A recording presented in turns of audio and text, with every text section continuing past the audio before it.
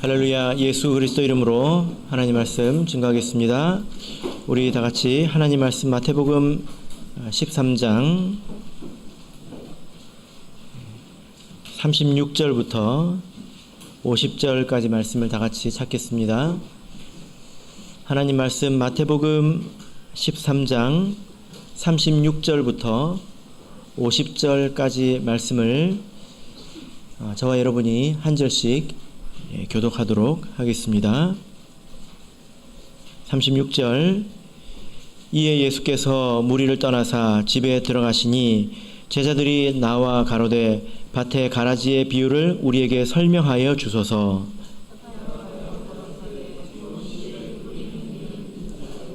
밭은 세상이요 좋은 씨는 천국의 아들들이요 가라지는 악한 자의 아들들이요.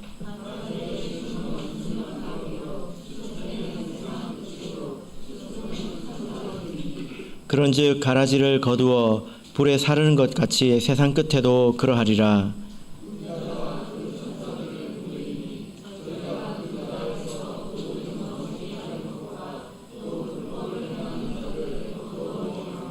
풀무불에 던져 넣으리니 거기서 울며 이를 갈미 있으리라.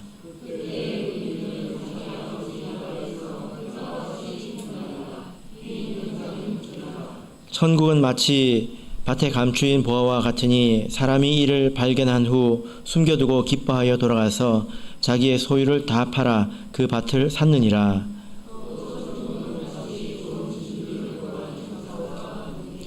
극히 값진 진주 하나를 만남에 가서 자기의 소유를 다 팔아 그 진주를 샀느니라.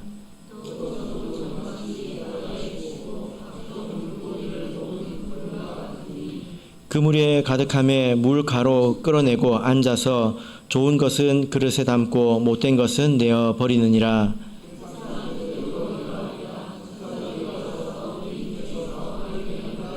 같이 읽겠습니다. 풀무불에 던져 넣으리니 거기서 울며 이를 갈미 있으리라. 아멘.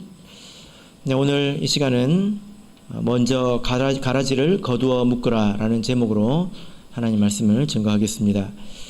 마태복음 13장에는 비유가 천국의 비유가 있는데요. 이 비유를 총 3시간에 걸쳐서 우리가 같이 배우고 있습니다. 첫 번째 시간에는 씨 뿌리는 비유와 또 마지막 천국의 제자된 서기관의 비유 두 가지를 말씀을 드렸습니다. 이 비유는 시작과 끝이죠. 그래서 마치 이 비유를 열고 닫는 괄호와도 같은 그런 말씀이었습니다. 그리고 두 번째 그리고 오늘 세 번째 시간까지 이 안에 있는 6가지 천국의 비유에 대해서 이제 말씀을 살펴보고 있습니다. 이 비유의 내용은 간단하지만 이 비유가 정말로 무슨 뜻인가, 그 의미가 무엇인가 이것을 이해하는 것은 조금 난해한 문제이기도 합니다. 이 6가지 비유를 두 부분으로, 두 덩어리로 나누어서 이렇게 말씀을 드렸고 또 이제 오늘도 그렇게 하고 있는데요. 거기에는 이유가 있습니다. 먼저 이 전체 내용을 보시면 가라지 비유, 또 겨자씨의 비유, 또 누룩의 비유 이것을 마친 후에 예수님께서 집으로 자리를 옮기십니다. 그리고 제자들에게 남은 그 비유를 말씀을 하시죠. 그래서 전체 비유 가운데 2개의 장소가 등장합니다. 하나는 바닷가이고 하나는 집입니다. 그리고 두 대상이 있습니다. 말씀하시는 두 대상이 있습니다. 그래서 하나는 무리이고 또 하나는 이제 제자입니다. 이렇게 장소와 대상이 명확하게 이제 구분이 되고 있습니다. 그리고 가라지 비유를 보면 이 가라지 비유 내에서도 두 부분으로 나눠지는 것을 우리가 볼 수가 있는데요. 이것이 나머지 5개의 비유와 연관이 되어 있습니다. 가라지 비유는 특이하게도 시간의 흐름이 있습니다. 일반적인 것이 아니라 이것은 시간의 흐름이 있다는 것입니다. 그래서 보면 두 때가 나오죠. 가라지 비유에. 그래서 26절을 보시면 첫 번째로 싹이 나고 결실할 때가 나옵니다. 그죠?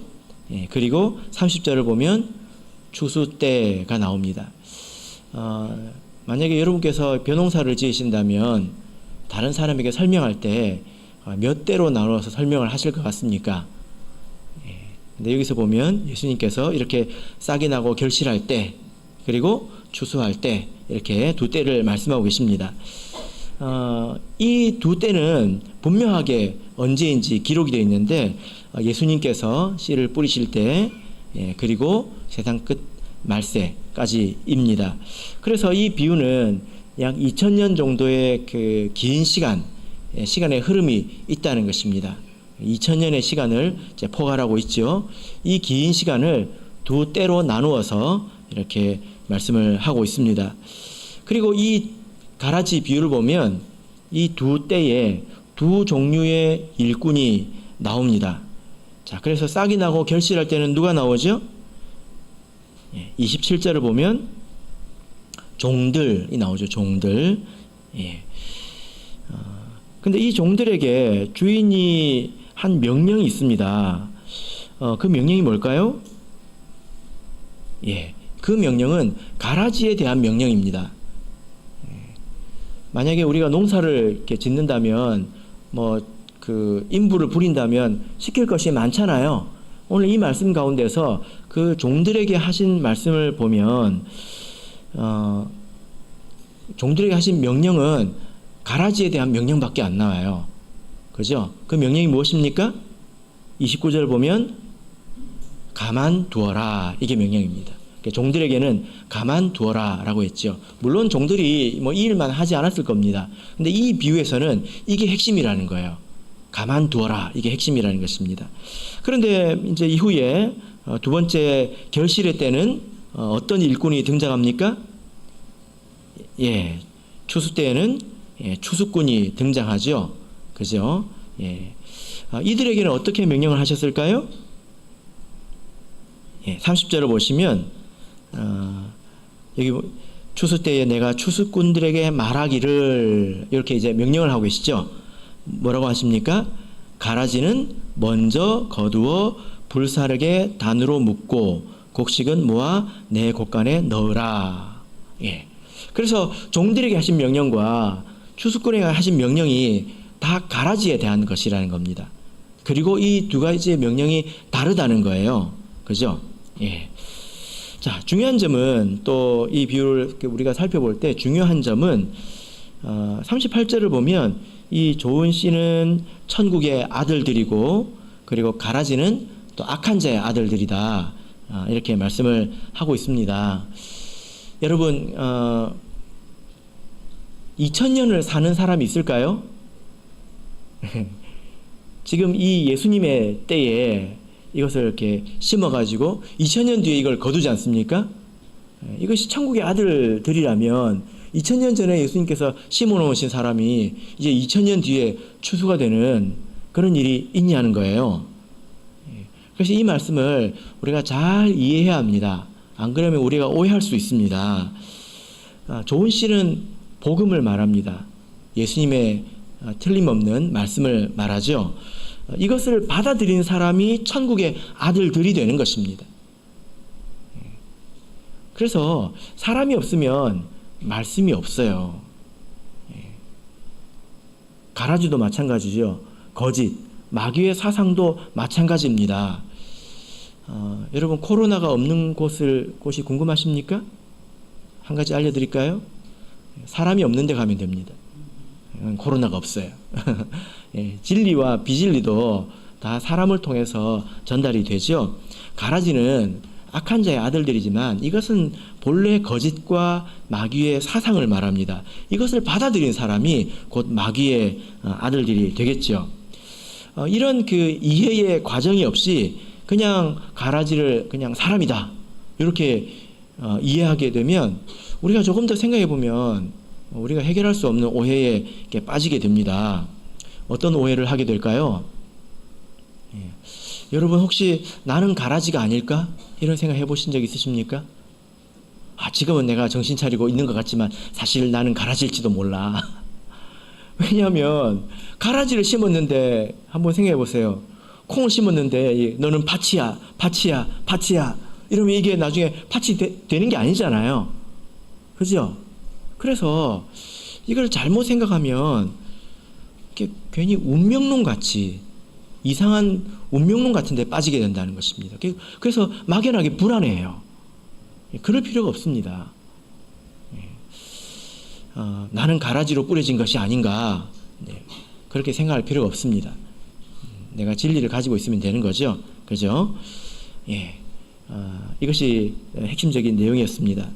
이런 그 이외의 많은 내용들을 이렇게 종합해서 여러 가지 내용을 종합을 했을 때 이 가라지의 비유는 예수님부터 말세에까지 교회의 역사를 나타낸다, 이렇게 말씀을 드렸죠. 그리고 이 싹이 나고 결실할 이 때는 바로 사도시대이다, 라고 말씀드렸습니다. 여러분, 이 가라지의 비유를 읽어보면 종들한테 가라지를 가만두어라 했잖아요. 그래서 가라지가 아주 천지인 그런 밭이 되었을 것입니다. 이 밭이 어떻게 되었을까요? 여기에 대해서는 가라지의 비유에서는 나오지 않습니다. 여기에 대해서는 어디서 말씀하고 있을까요? 바로 겨자씨와 누룩의 비유에 대해서 이렇게 말씀을 하고 있습니다. 그래서 이 겨자씨와 누룩의 비유를 통해서 이 교회가 부패됐다, 그리고 변질되었다, 이것을 우리가 이렇게 알 수가 있었습니다. 그리고 중요한 것은 뿌리는 상하지 않았다는 거죠. 가라지의 비유를 통해서 뿌리를 상하지 않도록 가만히 두어라고 하지 않았습니까? 그래서 뿌리는 여전히 살아있는 것입니다. 이후에 이 가라지로 뒤덮인 이 밭이 결국 어떻게 되었을까요? 이 교회는 그러면 어떻게 회복이 되었을까요? 가라지 비유를 보면 그냥 거두는 이야기만 나오는데 이 교회가 어떻게 회복이 되었는지에 대해서는 가라지의 비유에서는 안 나옵니다. 마찬가지로 그 뒤에 있는 밭에 감추인 보화의 비유, 그리고 좋은 진주의 비유를 통해서 우리가 알 수 있다는 것입니다. 이 두 가지의 비유가 서로 이 두 때에 대해서 보충을 하고 있는 것입니다. 자, 그러면 우리 44절부터 46절까지를 다시 한번 읽어보겠습니다. 44절에서 46절 읽겠습니다. 시작. 천국은 마치 밭에 감추인 보화와 같으니 사람이 이를 발견한 후 숨겨두고 기뻐하여 돌아가서 자기의 소유를 다 팔아 그 밭을 샀느니라. 또 천국은 마치 좋은 진주를 구하는 장사와 같으니 극히 값진 진주 하나를 만남에 가서 자기의 소유를 다 팔아 그 진주를 샀느니라. 이 두 가지 비유는 이렇게 가라지로 인해서 상하고 또 부패됐고 변질되었던 이것이 어떻게 회복되었는가에 대해서 말씀을 하고 있습니다. 핵심은 감추인 보화와 이 좋은 진주를 자신의 소유를 다 팔아서 샀다라는 것입니다. 여기서 보화 그리고 진주, 이것은 비슷한 거죠. 네, 여기에 대해서 우리가 조금 조사를 해보면 이것은 진리를 말한다는 것을 우리가 알 수 있습니다. 그리고 또 성령을 말한다고도 볼 수가 있습니다. 자, 골로새서 2장 3절을 보겠습니다. 골로새서 2장 3절. 우리가 이런 내용들이 무엇을 의미하는가에 대해서는 우리가 상상을 해서는 안 되지요. 이거는 그냥 이런 뜻일 거야, 상상을 할 것이 아니라 성경 안에서 이것이 어떤 의미를 가지고 있는가 우리가 찾아봐야 합니다. 그리고 적절한 의미를 우리가 맞춰야 되는 거죠. 골로새서 2장 3절을 보겠습니다. 읽겠습니다. 시작. 그 안에는 지혜와 지식의 모든 보화가 감추어 있느니라. 자, 그 안에는 예수 그리스도 안을 말합니다. 예수 그리스도 안에는 지혜라는 보화와 또 지식이라는 보화가 있다, 이렇게 말씀을 하고 있죠. 성경을 보면 보화라는 말이 많이 등장하고, 그리고 진주라는 표현도 여러 가지 의미로 또 등장을 합니다. 그 가운데서 오늘 비유에서는 어떤 의미를 가질까 우리가 적절한 것을 균형 있게 찾아볼 필요가 있습니다. 진주는 무엇일까요? 마태복음 7장 6절을 보겠습니다. 우리가 산상수훈을 배울 때 이 말씀을 이렇게 상고해 본 적이 있는데요. 마태복음 7장 6절 같이 읽겠습니다. 마태복음 7장 6절 자, 같이 읽겠습니다. 시작. 거룩한 것을 개에게 주지 말며 너희 진주를 돼지 앞에 던지지 말라. 저희가 그것을 발로 밟고 돌이켜 너희를 찢어 상할까 염려하라. 여러분, 돼지에게 진주를 던져 보실 생각을 해보신 적 있습니까? 이것은 상식적이지 않죠. 그래서 여기서 말하는 돼지는 진짜 돼지가 아닙니다. 짐승을 말합니다. 그리고 이 짐승은 진짜 짐승을 말하는 게 아니라 짐승 같은 사람을 말하는 거죠. 진주는 무엇을 말합니까? 이것은 권면을 말합니다. 진리의 말씀으로 권면하는 것입니다. 그래서 아무나에게 진리의 말씀으로 권면하지 말라는 거예요. 그랬다가 도리어 그것을 발로 밟고 상하게 한다는 것입니다. 그리고 이 진주에 대해서 찾아보면 나중에 이 새 예루살렘의 문이 사방으로 12개가 나 있는데 그 문은 뭘로 되어 있을까요? 진주로 되어 있지요. 진주.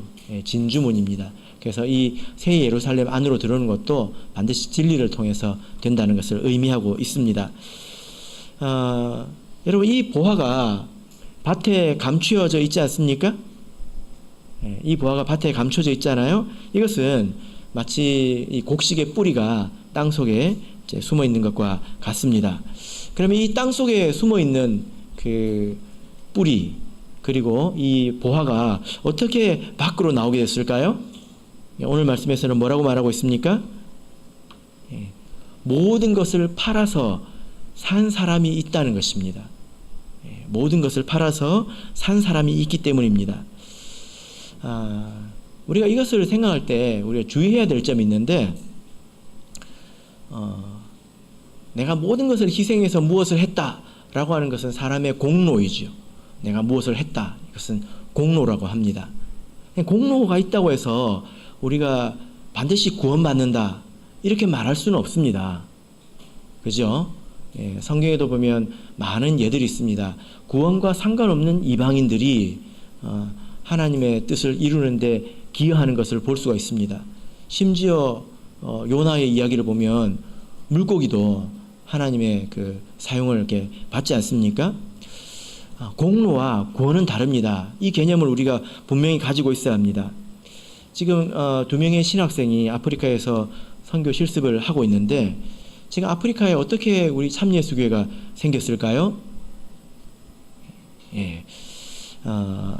뭐 여러 가지 계기가 있겠지만 한 가지 부정할 수 없는 것은 뭐냐면은 참예수교회가 거기 가기 전에 이 일반교회에서 아주 많은 선교사를 그리로 보냈다는 것입니다. 그리고 거기서 정말로 많이 죽었습니다. 병으로 죽고 그리고 목베임을 받아서 죽고 이렇게 많이 죽었습니다. 그들의 공로를 부정할 수가 없습니다. 부정할 수가 없다는 거예요. 모든 것을 버리고 헌신했습니다. 그런데 그런 공로가 곧 구원은 아니라는 것입니다. 이걸 조심해야 합니다. 모든 것을 버리고 무엇을 사야 합니까? 보화를 사야 되고 진주를 사야 합니다. 그것이 곧 구원이지 모든 것을 버리고 다른 것을 사면 안 된다는 것입니다. 이 차이점을 아시겠습니까? 모든 것을 버리고 진리를 얻어야 되는 것입니다. 그래야 그것이 곧 구원이 되고 교회가 되는 것이지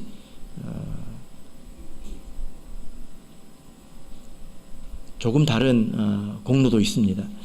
그래서 우리 참예수교회의 역사를 이렇게 보면 초기에 우리 일꾼들이 얼마나 많이 헌신을 했는지 희생을 했는지 여러분께서 많이 말씀을 들으셨을 것입니다.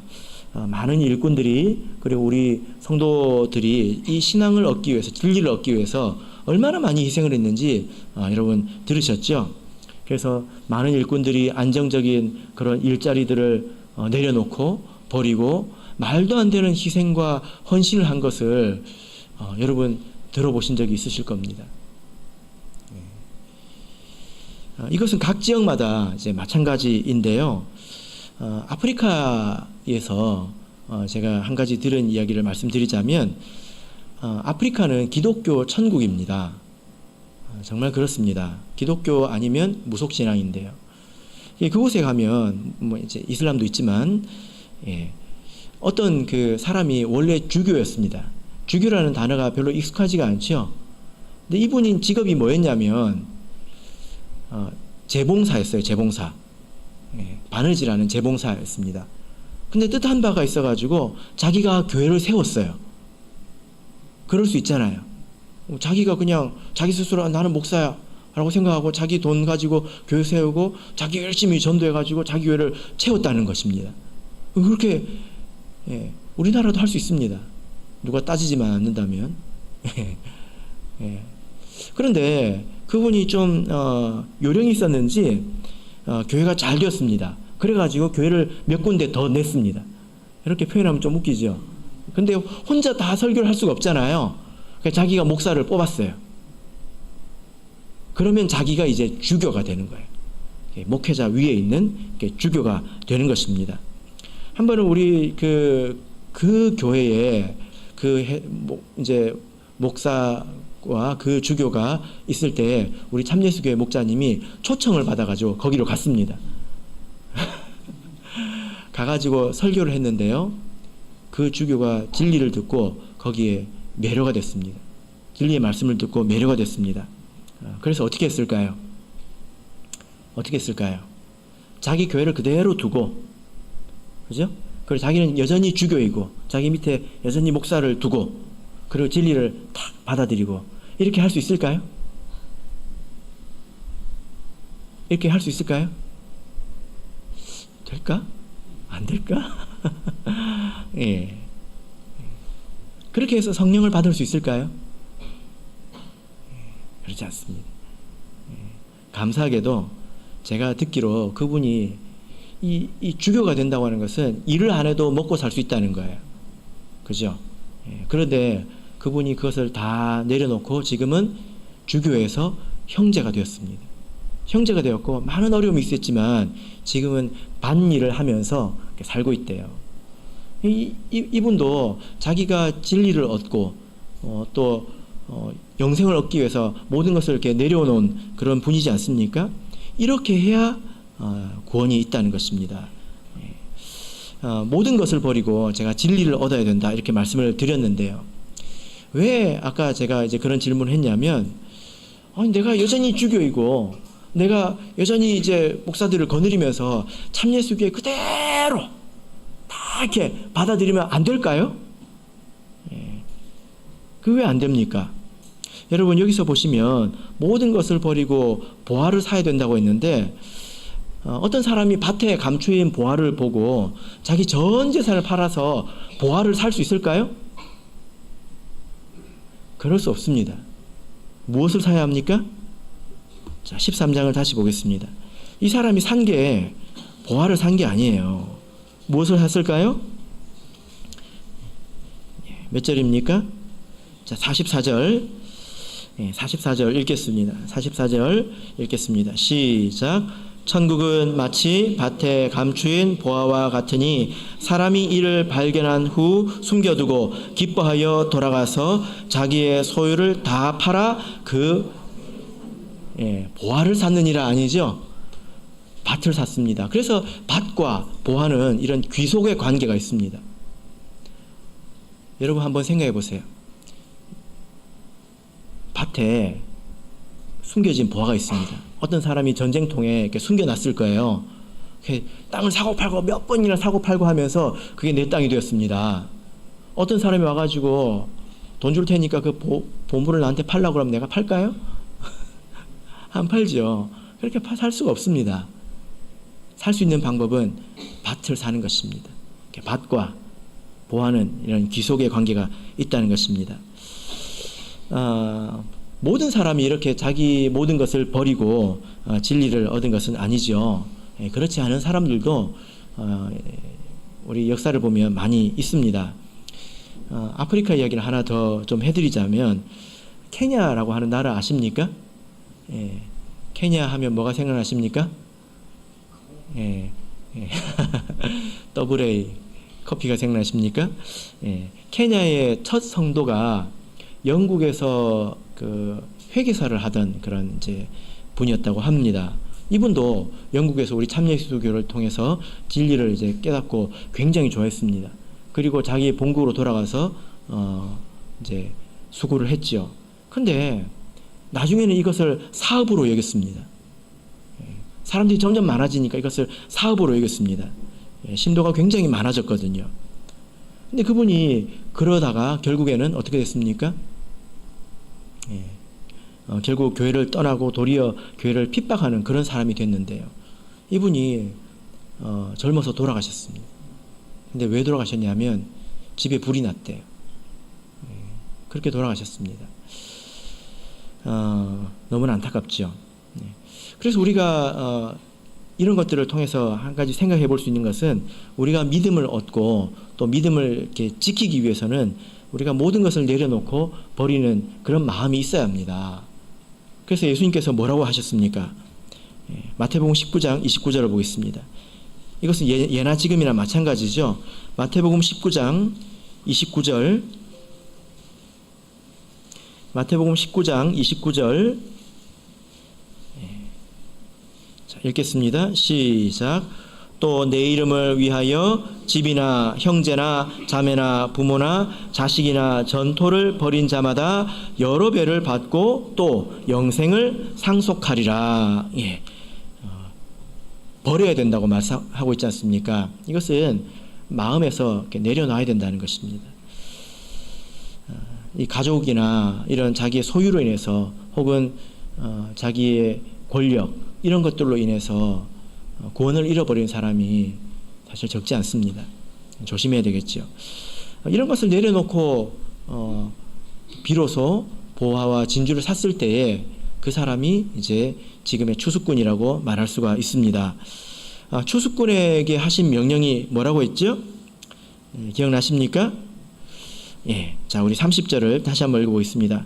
마태복음 13장 30절. 예. 바로 우리들이 추수꾼이잖아요. 그러면 우리들에게 하신 명령이 무엇인지 우리가 살펴봐야 되겠습니다. 30절 같이 읽겠습니다. 시작. 둘 다 추수 때까지 함께 자라게 두어라. 추수 때에 내가 추수꾼들에게 말하기를 가라지는 먼저 거두어 불사르게 단으로 묶고 곡식은 모아 내 곡간에 넣으라 하리라. 예. 자, 여러분 이것은 아까 전에도 말씀드린 것처럼 종들에게 한 명령과는 틀림없이 다르죠. 예, 종들에게는 가만두어라 했습니다. 그런데 이 추수꾼에게는 뭐라고 하셨습니까? 예, 불사르기 위해서 가라지를 먼저 거두어 묶으라. 그리고 곡식을 모아 곡간에 넣어라 했습니다. 그래서 먼저 거두어 묶으라. 그리고 곡간에 넣어라. 이렇게 되겠습니다. 여기는 순서가 있다는 거죠. 예, 먼저 무엇입니까? 먼저 가라지를 거두어 이제 묶어 놓으라라는 것입니다. 그래서 농사로 이렇게 생각해 보자면 이제 밭에 이제 곡식도 있고 가라지가 막 있단 말이에요. 그럼 어떻게 하라는 겁니까? 가라지를 먼저 거두어서 묶어 놓고 그러면 밭에 이제 곡식만 남을 거잖아요. 그것을 곡간 안에 넣으라는 것입니다. 예. 불사르라고 하는 것은 불사르기 위해서 그렇게 하라는 것입니다. 여러분 이것은 예수님께서 이렇게 재림하실 때에 천사들이 이렇게 하는 것을 말할까요? 예. 자, 우리 마태복음 25장을 보겠습니다.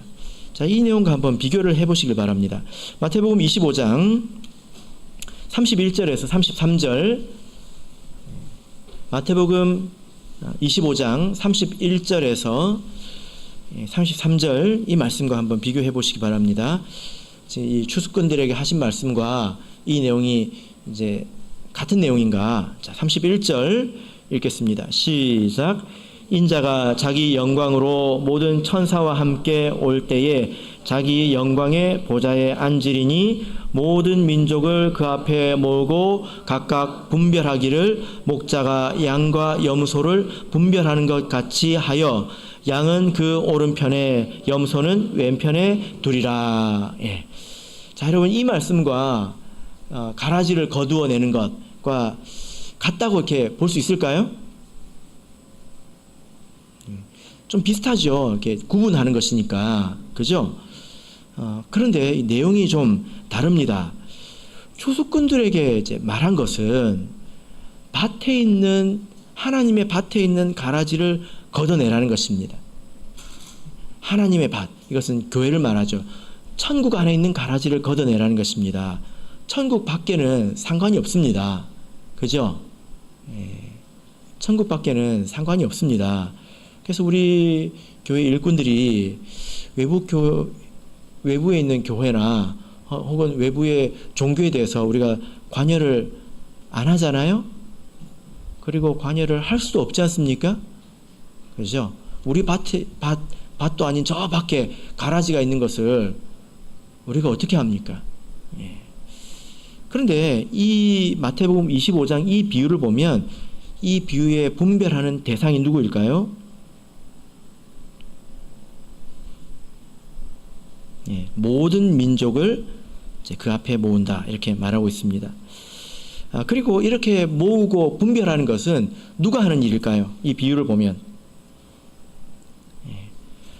모든 민족을 그 앞에 모으고 양과 염소를 분별합니다. 누가 이것을 할까요? 예, 이것을 보면 인자가 천사들과 함께 온단 말이에요. 그럼 천사가 이걸 할까요? 아니면 인자가 할까요? 네, 이 한국어 성경을 보면 잘 드러나지 않습니다. 근데 원문 성경을 보면 이것을 분명하게 알 수 있는데 이것은 인자가 하는 것입니다. 그러니까 이렇게 모으는 것, 모든 민족을 모으는 것, 그리고 모든 이것을 양과 염소로 분별하는 것, 이것은 인자가 하는 일입니다. 예, 추수꾼들이 하는 일이 아니라는 거예요. 예, 그렇습니다. 그래서 여기에서 가라지 비유에서 있는 이 천사는 우리 성도들, 이 세상으로 보내심을 받은 우리 성도들을 말하는 것입니다. 이렇게 보자면 지금 오늘 우리 말세의 성도들, 이 땅에 보내진 우리 성도들에게 예수님께서 시키신 일이 있습니다. 그것이 무엇입니까? 뭐죠? 가라지를 걷어내라는 것입니다. 가라지를 묶으라는 것입니다. 맞습니까? 만약에 여러분께서 2000년 전에 종들이라고 생각한다면 가라지를 묶으면 안 되겠죠. 가만두어라고 했으니까. 그러나 여러분들은 2000년 전 사람이 아닙니다. 추수꾼입니다. 그렇기 때문에 우리는 무엇을 해야 합니까? 가라지를 묶어야 됩니다. 맞습니까? 예. 이것은 하나님의 밭 안에 있는 비진리와 또 넘어지게 하는 것, 이런 것들을 묶어 놓으라는 겁니다. 묶으라고 하는 것은 우리에게 그런 묶어 놓은 권세가 있다는 거죠. 자, 우리 마태복음 18장 18절을 보겠습니다.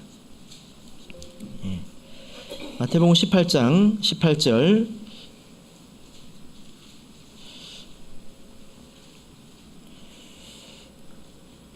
묶는다고 하는 것은 어떤 걸 말할까요? 예. 우리가 어떻게 묶어 놓을 수 있을까요? 예. 노끈 가지고 이렇게 사람을 묶어놔야 될까요? 뭘 말할까요? 자, 마태복음 18장 18절 같이 읽겠습니다. 시작. 진실로 너에게 이르노니 무엇이든지 너희가 땅에서 매면 하늘에서도 매일 것이요 무엇이든지 땅에서 풀면 하늘에서도 풀리리라. 예, 이것은 교회에게 매일 수도 있고 또 풀 수도 있는 권세가 있다는 것을 말씀하신 것인데 무엇을 놓고 하는 말입니까? 15절을 보실까요? 15절을 보시면 언제 이런 것을 활용할 수 있습니까? 언제 이런 권세를 사용할 수 있습니까? 내 형제가 죄를 범하거든. 이건 나한테 죄를 범하는 게 아니라 그 사람이 죄가 있다는 것입니다. 그렇다면 교회는 판단할 수 있다는 거예요. 우리가 사람을 우리가 경찰도 아닌데 감옥에 가둘 수도 없잖아요. 그죠? 그걸 말하는 게 아니라 판단하는 것을 말합니다. 징계하는 것을 말한다는 것입니다. 그래서 교회는 이런 일을 해야 된다는 것입니다. 그래서 본문 13장 41절을 보시면 이렇게 말씀하고 있습니다. 41절 보시면 인자가 그 천사들을 보내리니 저희가 무엇을 합니까? 그 나라에서 모든 넘어지게 하는 것과 또 불법을 행하는 자들을 거두어내어 이제 묶어놓는다, 이렇게 말씀을 하고 있죠. 여러분, 이 말씀을 우리가 잘 읽어야 합니다. 가라지는 비진리입니다. 근데 어떤 사람이 이렇게 넘어지게 하는 일을 하고 또 이렇게 불법을 행할까요? 머릿속에 비진리가 들어있으면 그런 일을 합니다.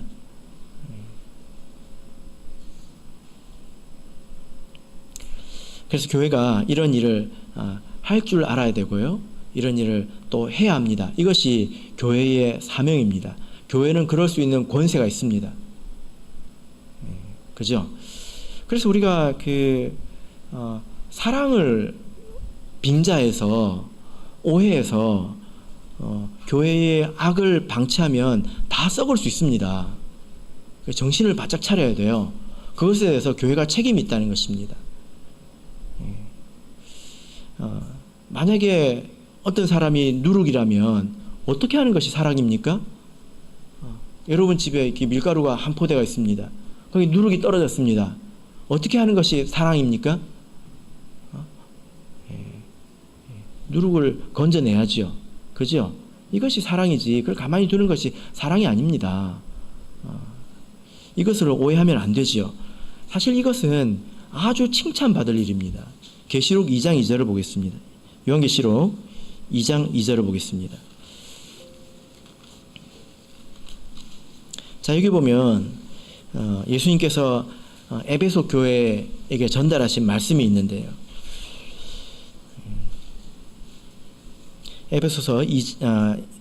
에베소서가 아니고 요한계시록 2장 2절 같이 읽겠습니다. 시작. 내가 내 행위와 수고와 내 인내를 알고 또 악한 자들을 용납지 아니한 것과 자칭 사도라 하되 아닌 자들을 시험하여 그 거짓된 것을 내가 드러낸 것과. 자, 여기 보면 너희가 이런 일을 한 것을 내가 알고 있다. 이것은 칭찬하시는 말씀이란 말입니다. 자칭 사도라 했지만 사실은 거짓된 것을 드러내었다. 이것은 이제 교회가 그것을 분별해서 묶어내었다. 이것을 말합니다. 우리는 마땅히 진리 안에서 바로 세우도록 노력해야 합니다. 다른 사람을 세우도록 노력해야지요.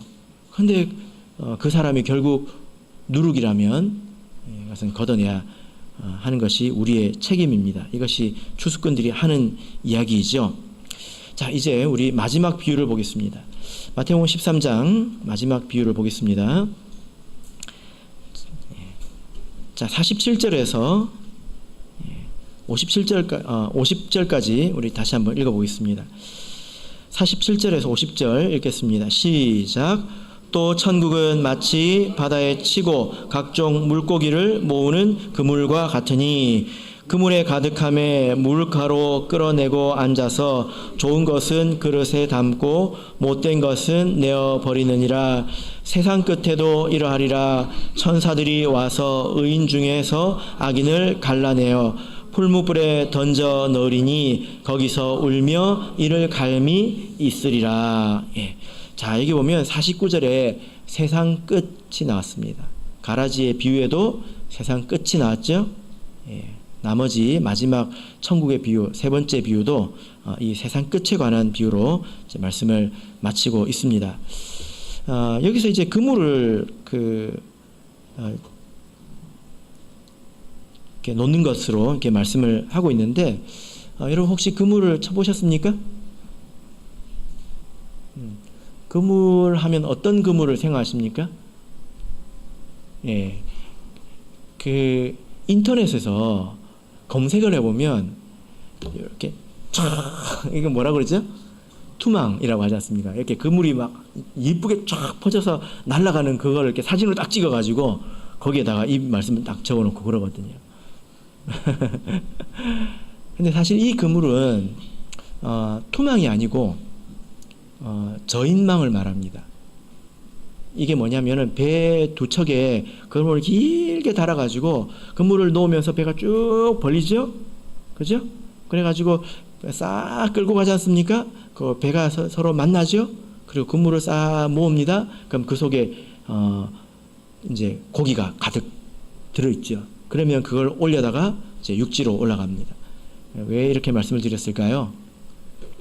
투망은 계속 치는 거잖아요. 잡힐 때까지. 근데 이 그물은 딱 한 번 치는 것을 말합니다. 그것이 좀 차이점이라는 거죠. 전 세계에 있는 성경을 보면 우리 교회를 예수님의 몸이라고 하는데 그래서 하나라고 하지 않습니까? 전 세계에 있는 우리 참예수 교회를 한 사람으로 보자면 마치 이와 같다라는 것입니다. 이 참예수 교회가 하는 일이 무엇입니까? 복음을 전해서 사람을 모으는 것입니다. 그런데 그 안에 어떤 것들도 있습니까? 좋은 것과 나쁜 것이 있다는 거예요. 그죠? 그래서 그 안에서 무엇을 해야 합니까? 나쁜 것을 이제 골라내야 된다라는 거죠. 그래서 우리 이 말세에 우리 추수꾼들이 해야 되는 사명은 그물을 쳐서 모으는 것, 복음을 전하는 것입니다. 이렇게 해야 골라낼 것도 있지. 그물을 치지 않으면 골라낼 게 없어요. 그죠? 예. 그래서 내일 온 가족 초청 예배를 합니다. 우리가 그물을 치는 날이죠. 그리고 모으는 날이죠. 예. 이런 일이 없으면 골라낼 것도 없다는 것입니다. 이것이 말세의 우리 교회 사명입니다.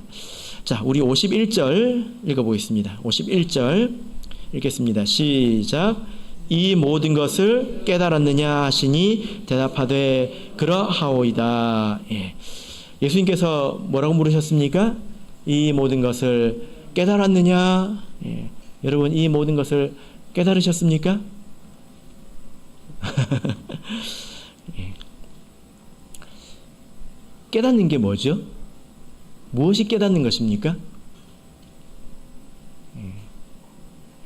예. 어떤 이해를 말하는 것인데 깨닫는다라는 말을 이렇게 원문으로 보면 함께 서다라는 것입니다. 함께 서다.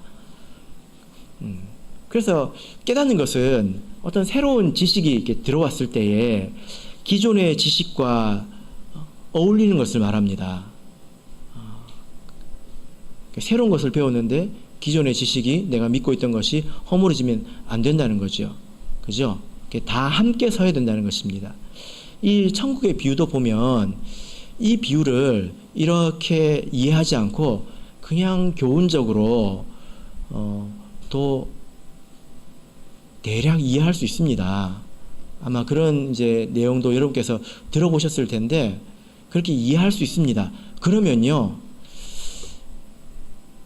온전하게 이해가 안 됩니다. 다 함께 서지가 않는다는 거예요. 그렇게 이해하면 이건 왜 그렇지? 저건 왜 그렇지? 맞는 말씀 같은데 이건 왜 그렇지? 하고 이해가 안 되는 부분이 생긴다는 거예요. 우리는 다 함께 서야 되지 않습니까? 그래서 이 말씀이 온전히 다 이렇게 바르게 섰을 때에 우리가 깨달았다 이렇게 말할 수가 있는 것입니다. 이렇게 우리가 이해를 해보면 우리 참예수 교회의 역사와 역사 이해와 또 일치하는 것을 볼 수가 있습니다. 그래서 세상에 이제 많은 책들을 보면 이 말씀을 이렇게 절대로 이해하지 않는 교회도 많이 있습니다. 어떤 교회일까요? 예를 들면 가톨릭 같은 곳이겠죠. 사라진 적이 없으니까 그들은 절대로 이렇게 해석하지 않습니다. 자기들의 현실과 일치하지 않기 때문이죠. 그러나 우리 교회가 참교회가 맞다는 것이 여기서 또한 우리가 확인됩니다. 하나님의 말씀과 우리 교회 역사가 서로 이제 일치하고 있다는 거죠. 말씀의 결론 맺겠습니다. 예수님께서 이렇게 교회의 역사에 대해서 우리에게 알려주셨고 우리에게 부탁하신 것이 있습니다. 여러분에게는 뭐라고 부탁하셨습니까? 가만히 두어라고 하셨습니까? 아니면 거두어 묶으라고 하셨습니까? 가라지는 어떻게 해야 됩니까? 거두어 묶으시길 바랍니다. 예, 우리 다 같이 찬송하겠습니다. 찬송가 370장 찬송하겠습니다.